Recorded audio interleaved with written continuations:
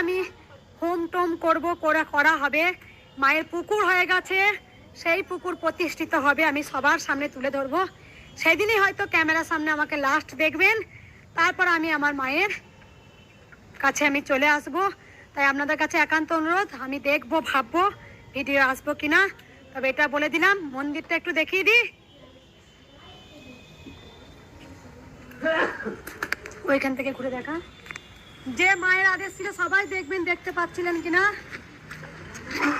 মায়ের মন্দির একদম চূড়া পর্যন্ত উঠে গেছে, এবার প্লাস্টার আর রং।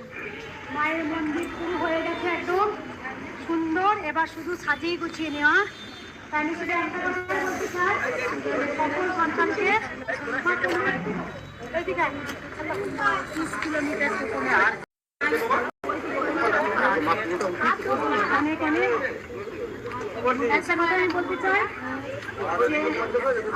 যে